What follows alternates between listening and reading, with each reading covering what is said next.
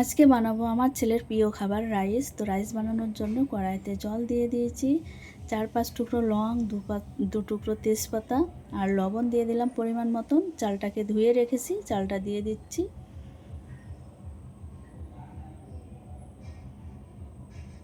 আর যে রাইসের মধ্যে মশলা দেবো, সে মশলা বানানোর জন্য স্টার ফল, ডালচিনি আর এলাচ দিয়ে ভেজে নেব ভালো করে। দেখো ভাজা হয়ে গেছে, আমি তুলে নিচ্ছি। এই কড়াইয়ের ভিতরে আমি তেল দিয়ে দেবো, সাদা রিফাইন তেল। গাজর ভেজে নেব প্রথমে। গাজরটা আমার ভাজা হয়ে গেছে, তুলে নেব। এবার ভেজে নেব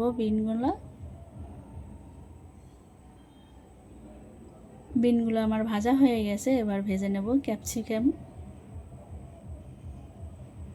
ক্যাপসিকামগুলো দেখো এই মানে গোল গোল 4 কোনা সাইজ করে কেটে নিয়েছি।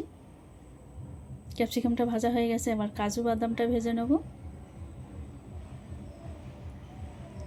দেখো এই সাইডে আমার ভাতগুলাও হয়ে গেছে কত সুন্দরভাবে। কাজু বাদাম ভাজা হয়ে গেছে, তুলে নেব। কিশমিশগুলো ভেজে নিচ্ছি দেখো। তো কিশমিশগুলো আমার ভাজা হয়ে গেছে, আর আমার ভাতগুলো তো হয়ে গেছে। নামিয়ে নেব, নামিয়ে সুন্দর করে জল ঝরিয়ে নেব। আর যে মশলাগুলো আমি ভেজে নিলাম, সেই মশলাগুলো এবার আমি মিক্সার বাটির মধ্যে মশলাটা বানিয়ে নেব।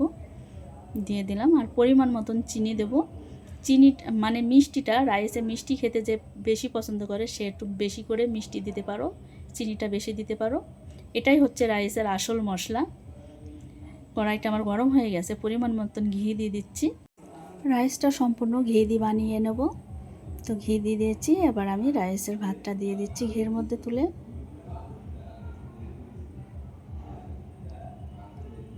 যে উপকরণগুলো ভেজে নিয়েছি সবগুলো দিয়ে দিচ্ছি দেখো।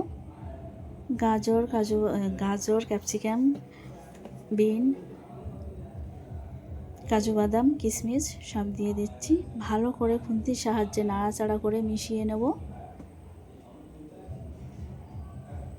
দেখো খুব সুন্দর করে মিশানো হয়ে গেছে।